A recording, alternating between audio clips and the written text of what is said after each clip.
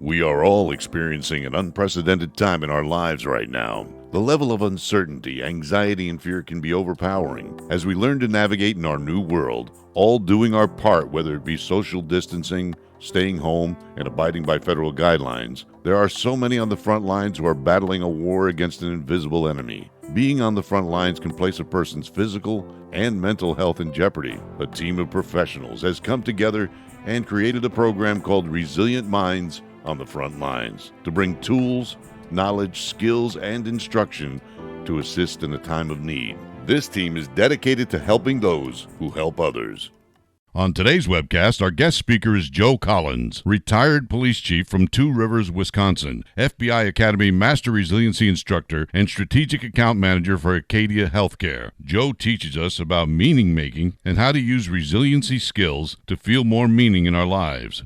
Your hosts for today's webcast are Master Resiliency Instructor Michael Pellegrino and Dr. Michael Wiltsey, Arlington County Prosecutor's Office and licensed psychologist. Resilient Minds on the Front Lines was created to bring you 15 minutes of hope in a world turned upside down.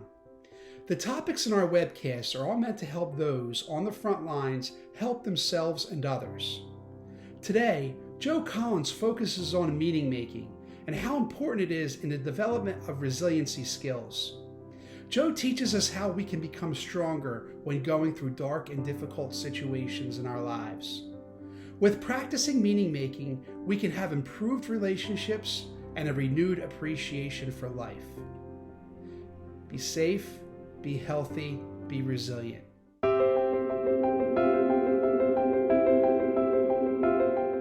Hello, everyone. My name is Joe Collins. I recently retired as a police chief in Two Rivers, Wisconsin, after nearly 35 years in law enforcement. I also serve as a master instructor trainer for the FBI National Academy's Comprehensive Officer Resiliency Training Program. My current job is with Acadia Healthcare. I work as a strategic account manager in the public safety area. I help public safety employees, their agencies, and their family when they're in need of behavioral health services. Today, I'm going to talk about meaning making and how meaning making can help develop our resiliency skills. Thank you for joining me today. How can meaning making help me develop resiliency skills? Meaning making requires that someone be present and actually paying attention to what's going on around them so that they could potentially look at the situation from a different perspective. One of the things that we talk about during this is an example of shining a light into the corner, into a dark situation, and actually seeing things that you may not have seen earlier without the light. And then by seeing those different things that are occurring in your life, then you can look at them as possibilities to grow and benefit from the situations that we're going through. What we want to try to do is look and see challenges and turn those into growth opportunities in the situation where we can actually experience meaning and actually determine whether or not something good can come from the situation that we're in and what type of opportunities that the situation may present me with now that I'm looking at it from a different way. And can I benefit and can my values actually be strengthened? Or do I have to maybe look at my values and determine whether or not I need to refocus in some particular areas? And then as those things are going on, you're developing a resiliency, but then you can also find areas that you can grow with your strength as a result. So if we're looking at the situation that we're currently faced right now, people are having to stay at home. They don't necessarily want to stay at home. And you can either spiral down or make it a difficult or traumatic experience. Or what you could do is you could try to figure out how you could grow. How do you become stronger as a result of the situation I'm going through? A lot of people are taking up cooking and nutrition, physical fitness, starting to read a lot, maybe taking classes online. They're connecting over the internet with people and family and friends that they wouldn't have necessarily connected with in this way. So those are areas that you can actually make meaning of the situations that we're currently going through. So what we want to talk about now is growth versus fixed mindset and what that means in the concept of the discussion that we're having to develop our resiliency. Now, there's two different areas. In the fixed mindset, obviously, we know a lot of people that have these different character traits, or maybe that this is just the way that they experience life. is that they believe that their intelligence and their skills are static and you cannot develop more, you can't become stronger, and you avoid challenges as a result because it's going to press against you in difficult ways, things that make you uncomfortable. And then as a result, you'll see those efforts as useless and you don't want to do them anymore, and you avoid feedback. How many people do we know that if you try to help them or provide them with an experience or a resource, they just push away because that's kind of pushing in areas of boundaries that they don't feel good about. And as a result, they just disregard new approaches and information. Now, a growth mindset is just completely opposite, is that they believe their intelligence and their skills and their talents can be developed throughout their lifetime. And that they do is they look at paths for different ways to succeed. They learn from positive criticism and people actually asking them and providing help. So let's take a look at a slide that can explain a whole lot about resiliency training and what we're trying to do when we develop resiliency. Now, this slide has a lot of information to digest, and we're going to start on the very far left. That is before the event. That particular category, it explains that you either have resiliency skills or you have resiliency training or you don't. Now, what's interesting about this is the lines, the dotted lines that progress toward the event under someone that doesn't have resiliency training, you can see it's bumpy. You're going to have ups and downs. You're going to have challenges. You're going to have adversity. You're going to have different things going on in your life. Similar to that, if you do receive resiliency training. And if you pay attention and really look at those lines, the bumps are actually more on the people that are actually receiving resiliency training and skill set. Because during resiliency, during developing these skills and these resources, they're going to be pushing against uncomfortable areas. They're going to challenge your values. They're going to challenge different things in your life. But when you get through it and you actually develop the skills, you're going to be in a better place. Now, in the middle, when the event strikes, let's take COVID for a situation. For people that have resiliency skills and they apply them during this event, our goal and our hope is that it's going to be above the event. It's still going to be adverse. It's still going to be difficult. But what our goal is not to drop below the event and have it become traumatic. Because as we can see now, moving on to the right side of the slide in that third category, coming out of the event, again, someone with resiliency training on the top is still going to have ups and downs and bumps and bruises. But what they're going to do is they're going to take what they've learned during the event, they're going to apply it, and that's when it becomes post-adversity growth. You're going to become stronger. What we want to do is we want to stay in the green. We want to build our self-confidence. We want to enhance our leadership. We want personal strength. We want to develop our spiritual growth and our appreciation for life. Now, without those skills, or if we start sliding, that's when we hit the red. That's when we're going to start dealing with this as a traumatic situation. We're going to start sliding. Now, when you start sliding down there, what happens is people are on that downward spiral. They are constantly ruminating about the worst case scenario, what went wrong. And unless there's some kind of an interaction or intervention, they're going to continue sliding down. And then it becomes a disorder. And then they need treatment. Or in the worst case scenario, they don't get help and it ends in a very tragic situation. So what happens then? Obviously, it increases our anxiety, our anger, potential substance abuse and violence. There might be sexual assaults that occur, or you become totally isolated and don't reach out for help. Now, all of the green lines also point up on the very far right side of the screen, where if you can develop post-adversity growth, you can actually have a renewed appreciation for your life, recognition of new possibilities, understanding your enhanced personal strength, improve relationships with others, and get a greater sense of meaning. Now, if we go back to the slide, we're going to have events each and every day. And by implementing the resiliency tools in our lives, it helps us stay above the adversity in all of these different situations. So in closing, I want to point out 4 different things. Number 1, your meaning is yours. You bring your own story, you bring your own events, and you are the only one that has the perspective and be able to develop what meaning in any of these situations actually occur. And they're constantly evolving. As we develop our skills, as we go through life events, and we implement these things, we find out what works best for us, we find our sweet spots, we find what our signature strengths are, it actually makes us better, develops our resiliency skills even that much more. And they don't have to be big. They can be little events. They can be little skills. They can be things that we enjoy doing that gives us joy in our life, that helps to develop our resiliency skills and again gives meaning to us as we're going through our lives.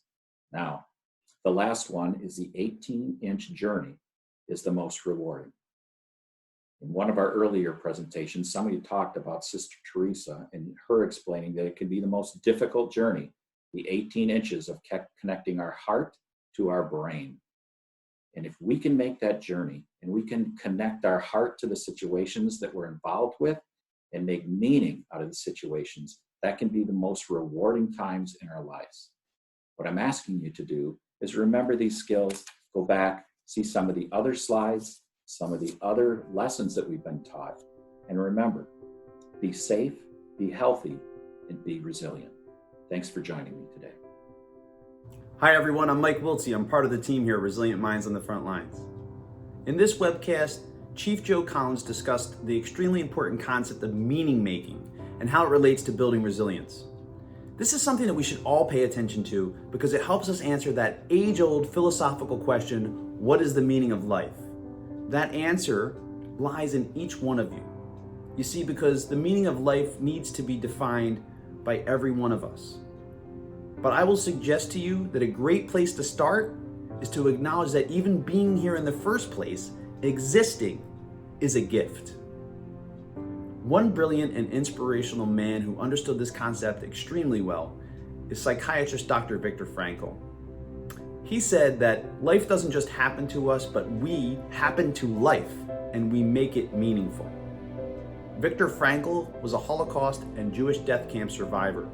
He published a book in 1946 titled Man's Search for Meaning. Now in it, he discussed how the largest motivator for human behavior is to find meaning in life. Significantly, he believed that meaning can be found under all circumstances, even the most miserable experiences of loss and tragedy. Now, this is a very powerful message for us. Chief Collins presented us with a discussion surrounding this powerful message. Making meaning out of our life and our life experiences.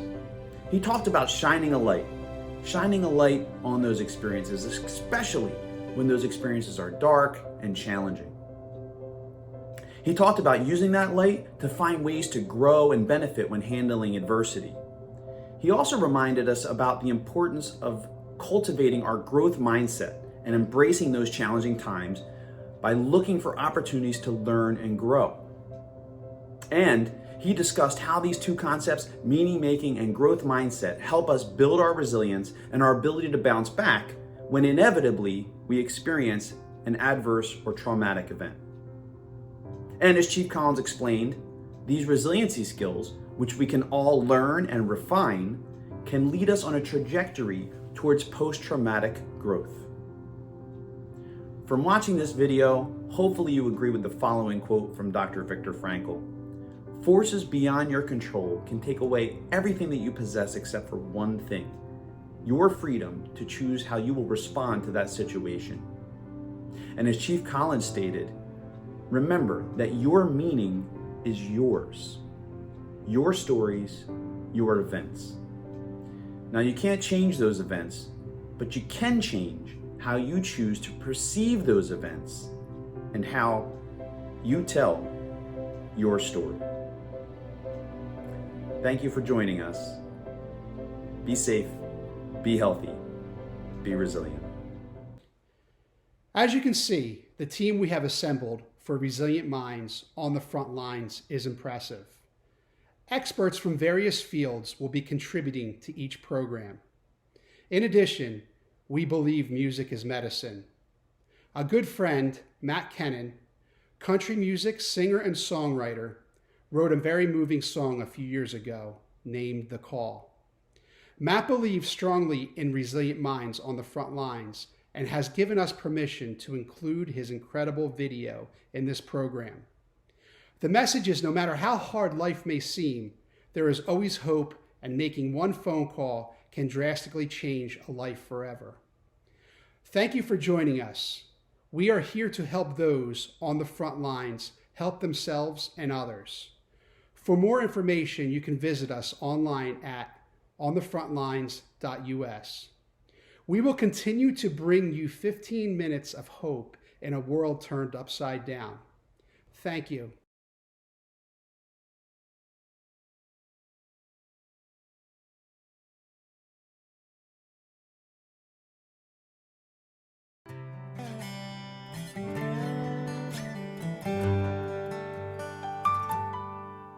Today was gonna be the day. He'd already wrote the note and parked that Chevrolet at the end of that dead-end road. Had his finger on the trigger, just about to end everything. He was taking one last long breath when he heard his cell phone ring. And his best friend said, "Man, where you been? We're heading down to the lake this weekend. You better not miss it, 'cause buddy, I swear it won't be the same if you ain't there." And I told that girl that you liked so much, you were coming along and her eyes lit up. I better let you go. Man, I really hope I didn't catch you in the middle of anything. He said you kinda did, but I don't mind at all. I'm glad you called.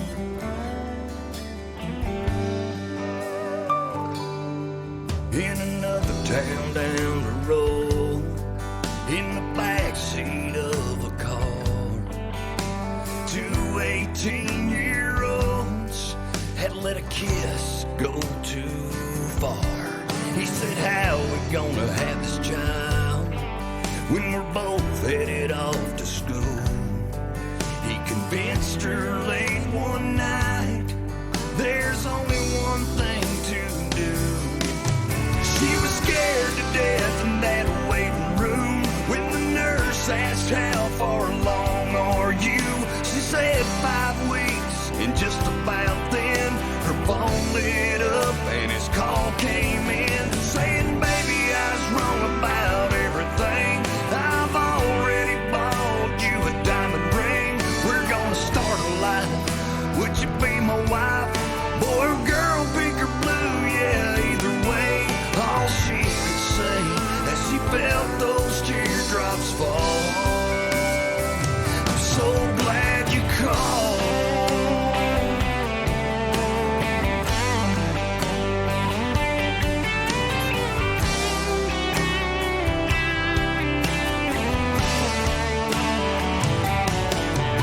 Someone you know is weighing on your mind and needs a friend on the other end of the line. Don't hesitate. What you say may seem so small, but who knows? They might be glad you called. So make the call. Yeah, make that call.